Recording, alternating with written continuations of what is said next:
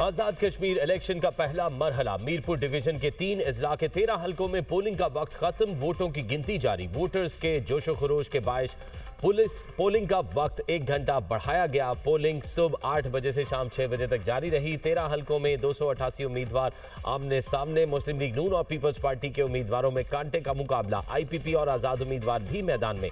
दिन भर मुख्तलिफ पोलिंग स्टेशन पर लंबी कतारें लगी रहीं। खवातीन की बड़ी तादाद ने भी हक राय दही इस्तेमाल किया। मीरपुर जिले की 4, भिंबर की 3 और कोटली की 6 नशिस्तों पर वोटिंग हुई। मीरपुर डिवीजन में मजमूई तौर पर 14,437 वोटर्स रजिस्टर्ड हैं। डिवीजन में 2,316 पोलिंग स्टेशंस कायम किए गए। इलेक्शन की सिक्योरिटी के लिए 18,560 अहलकार तैनात। पाक फौज के 2,100 जवान भी इलेक्शन की सिक्योरिटी पर मामूर।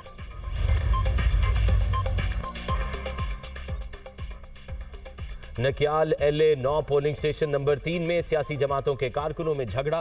फायरिंग से एक शख्स जाँ बहक, मुतअद्दिद जख्मी। मकामी अफराद के मुताबिक फायरिंग का वाकया PP और नून लीग के कारकुनों के दरमियान पेश आया। नून लीग के उम्मीदवार उमैर नईम ने फायरिंग करके मेरे कारकुन मुख्तार यूनुस को शहीद किया। बिलावल भुट्टो का इल्जाम। LA 9 कोटली 2 नकियाल में मुख्तार यूनुस की शहादत पर लवाहिकीन से इजहार अफसोस। चेयरमैन पीपल्स पार्टी ने कहा, मीरपुर नकियाल में मेरा कारकुन शहीद हुआ। मुतल्लिका हुकाम कहाँ है? इलेक्शन कमीशन क्या कर रहा है? 2 रोज पहले भी उमैर नईम की खुलेआम फायरिंग की वीडियो मंजर-ए-आम पर आई थी। मुस्लिम लीग नून के उम्मीदवार की फायरिंग का नोटिस दिया जाता तो इंसानी जिंदगी की कीमत अदा ना करना पड़ती। शहीद मुख्तार यूनुस नकियाल में मेरे उम्मीदवार जावेद बढ़ानवी के साथ मिलकर मौसर इंतखाबी मुहिम चला रहा था।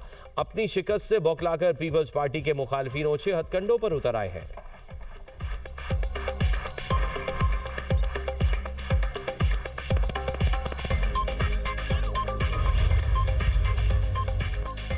आजाद कश्मीर इलेक्शन में गुंडागर्दी हो रही है। कश्मीर को अच्छा और कश्मीर को बुरा कहने का रवैया अफसोसनाक है। पीपल्स पार्टी रहनुमा सईद गनी और नदीम अफजल चंद की न्यूज़ कॉन्फ्रेंस। सईद गनी ने कहा, गिलगित बल्तिस्तान में भी पीपल्स पार्टी के खिलाफ मुहिम चलाई गई। बिलावल भुट्टो से मुतालिक किसी वजीर का बयान अपना कद बढ़ाने की कोशिश है। नदीम अफजल चंद ने कहा, आज़ाद कश्मीर के लोगों को आटा चाहिए, आप उन्हें बसें दे रहे हैं। नून लीग हर वक्त दूसरों पर तानाजनी करती रहती है। आप 50 साल से हुक्मरान हैं, हम और किससे सवाल करें?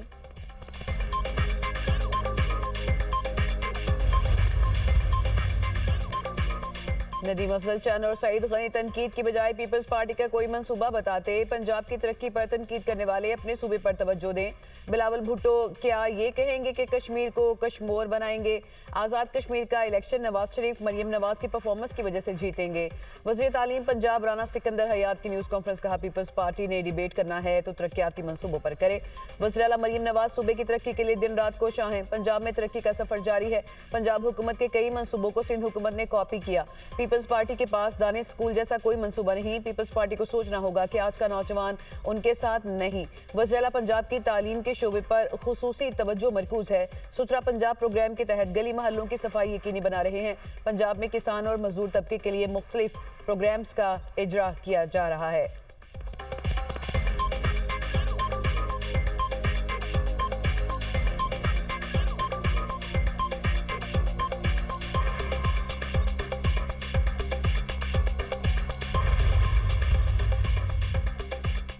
आज़ाद कश्मीर के लोग पंजाब जैसी तरक्की देखना चाहते हैं। पंजाब की तरक्की कागजों तक महदूद नहीं, सबको नजर आती है। वज़ीर इत्तलात पंजाब अस्मा बुखारी की न्यूज़ कॉन्फ्रेंस। कहा, लोग वोट डालने के लिए घरों से निकले। आज़ाद कश्मीर में हार के डर से धांधली शुरू कर दी गई।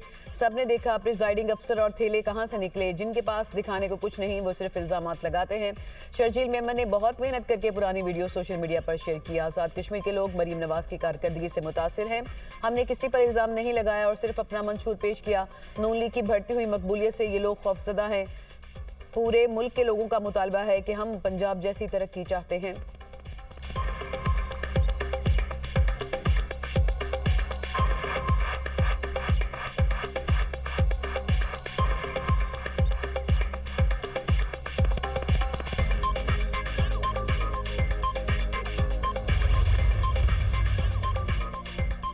आज़ाद कश्मीर इलेक्शन में बदनज़मी की शिकायत LA 6 भिंबर 2 समाहनी के पोलिंग स्टेशन नंबर 161 में आग लगा दी गई।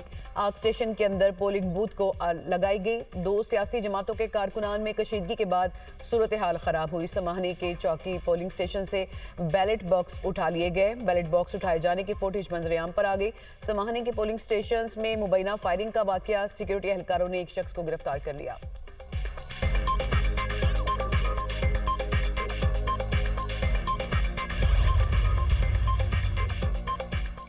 कोटली में 2 प्रिजाइडिंग अफसरान के खिलाफ इलेक्शन कमीशन का फौरी एक्शन। तर्जुमान इलेक्शन कमीशन के मुताबिक 2 प्रिजाइडिंग अफसरान पोलिंग स्टेशन की बजाय निजी रिहाइशगाह चले गए। रिटर्निंग ऑफिसर ने पोलिंग बैग्स फौरी तहवील में ले लिए। दोनों प्रिजाइडिंग अफसरान को मुअत्तल करके गिरफ्तार किया गया।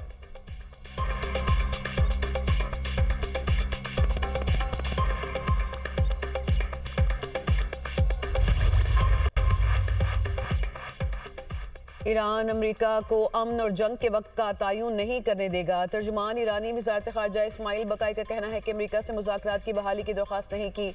सालिस हमें अमेरिकी पैगाम पहुंचाते हैं। फिलहाल वाशिंगटन से कोई बातचीत नहीं हो रही। ये वो जंग थी जिसका मकसद ईरान को हथियार डालने पर मजबूर करना था, लेकिन वो 5 माह से खुद मुश्किल में फंसे हैं। आबनाए हरमुज़ के इंतजाम से मुतालिक ओमान से बातचीत मुस्बत रही। आबनाए हरमुज़ बदस्तूर बंद है। खलीजी ममालिक ईरान के खिलाफ अमेरिका की जंग में मुलविस रहे।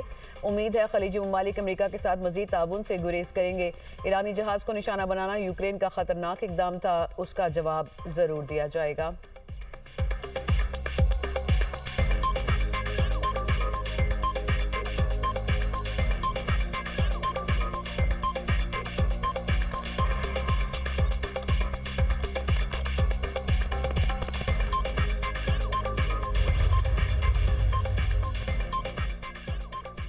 ईरानी सिफारती पेशकश के बावजूद आबनाए हरमुज़ 26% पर कायम है। अल जज़ीरा का दावा। रिपोर्ट के मुताबिक ओमानी वफ़द ने तेहरान में आबनाए हरमुज़ के इंतजामी तरीक़ाकार पर बातचीत की और इलाकाई मुश्तरका इत्तेहाद कायम करने की तजवीज़ दी। मुश्तरका इत्तेहाद आबनाए हरमुज़ के इंतजाम की निगरानी करेगा। जहाज़ों से ट्रांजिट टोल वसूल न करने की तजवीज़ भी शामिल है। ईरान ने मुतबादिल शिपिंग इंतजामात की मुखालफत की। तेहरान आबनाए हरमुज़ के इंतजामात में मरकज़ी किरदार बरकरार रखना चाहता है।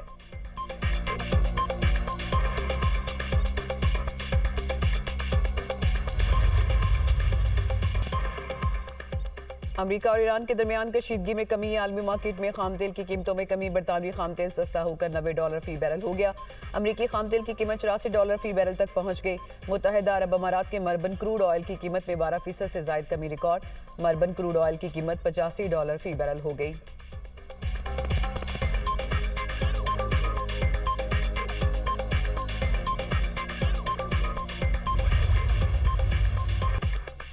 शरह सूद 11.5% पर बरकरार। स्टेट बैंक ने नई मॉनेटरी पॉलिसी का ऐलान कर दिया। Governor state bank Jamil Ahmed का कहना है कि रवा माली साल 21.50 करोड़ बैरूनी कर्जों की अदायगी का तखमीना है। गैर मुल्की कर्जों पर सूद की अदायगियों का तखमीना $3.50 करोड़ है। मुल्की कर्जों की अदायगियों में गुज़श्ता साल के मुकाबले में $4 अरब की कमी हुई। जुलाई 2025 से फरवरी 2026 तक महंगाई की शरह 5.5% पर थी। मार्च से जुलाई तक महंगाई की शरह 11% से तजावुज़ कर गई। महंगाई की शरह सालाना हदफ 5 से 7% के मुकाबले में ज़्यादा रहने का इम्कान है। GDP ग्रोथ 3.5 से 4% के दरमियान रहने की तवक्को है। करंट अकाउंट खसारा 0 से 1% के दरमियान रह सकता है। ज़र मुबादला ज़खायर दिसंबर तक $20 अरब से तजावुज़ कर जाएंगे।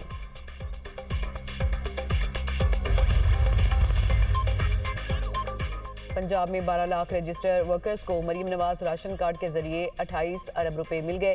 वज़ीर पंजाब का राशन कार्ड के जरिए रजिस्टर्ड वर्कर्स को रवां साल मजीद 43.2 अरब रुपए देने का ऐलान। मरीम नवाज ने माली साल के लिए राशन कार्ड प्रोग्राम की मंजूरी दे दी। वज़ीर आला की पंजाब में रजिस्टर्ड वर्कर्स की तादाद बढ़ाने की हिदायत। मरीम नवाज ने कहा, हर मजदूर हर कारकुन का माली तहफ़्फ़ुज़ जिम्मेदारी समझती हूँ। राशन कार्ड प्रोजेक्ट में कारकुनान की तादाद मजीद बढ़ाएंगे।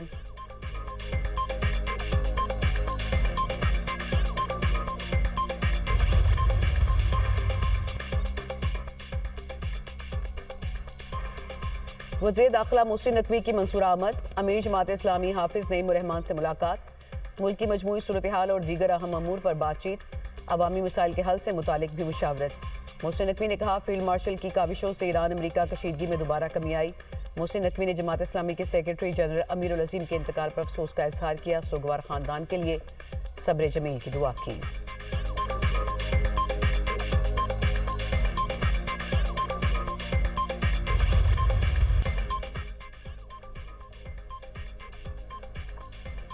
मानसून बारिशों के बायस पंजाब के दरियाओं में तूफानी। पीडीएमए के मुताबिक दरियाए सिंध में कालाबाग, चश्मा और तांसा के मकाम पर निचले दर्जे का सैलाब। दरियाए चनाब में सैलाबी सूरत हाल में कमी हो रही है। दरियाए चनाब में खांकी, कादराबाद और त्रिमुल के मकाम पर निचले दर्जे का सैलाब है। दरियाए सतलुज और जेहलम में पानी का बहाव नॉर्मल है।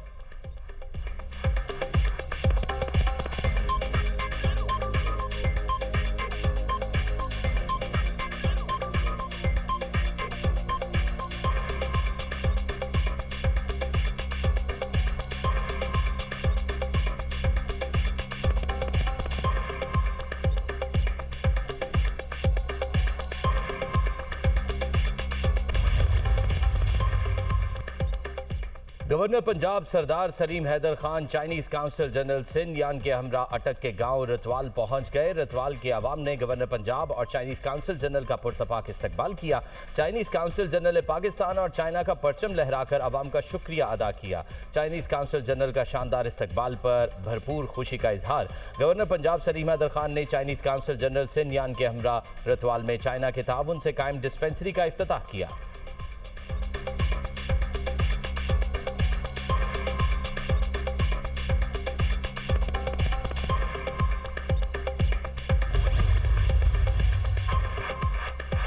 वफाकी आईनी अदालत में बानी पीटीआई रिहाई फोर्स का मामला। वज़ीर आला खैबर पख्तूनख्वा सुहेल आफरीदी ने आईनी अदालत में जवाब जमा करा दिया।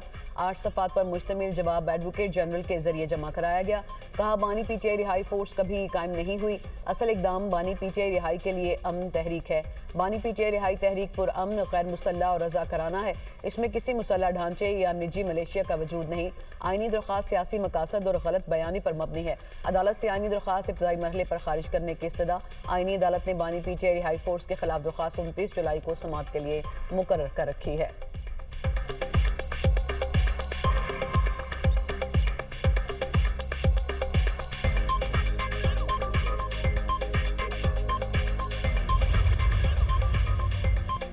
कराची की सिक्योरिटी पूरे मुल्क की सिक्योरिटी है। मुल्क को दहशतगर्दी का सामना है। थ्रेट्स अब भी हैं। बलूचिस्तान और केपी के हालात सबके सामने हैं। एडिशनल आईजी आज़ाद खान का साइट एसोसिएशन ऑफ इंडस्ट्री में खिताब। कहा, पुलिस समेत कानून नाफिज करने वाले तमाम इदारे मुतहरिक हैं। गुज़िश्ता 6 माह में जराइम की शरह में 15% कमी वाक़ हुई। कराची की इकनॉमिक सिक्योरिटी इंतहाई अहमियत की हामिल है। मईशत कमज़ोर होती है तो बेरोज़गारी और जराइम बढ़ते हैं। डॉक्टर आकाश कत्ल केस बहुत ज़्यादा हाईलाइट हुआ। डॉक्टर आकाश केस टेक्नोलॉजी की मदद से हल हुआ।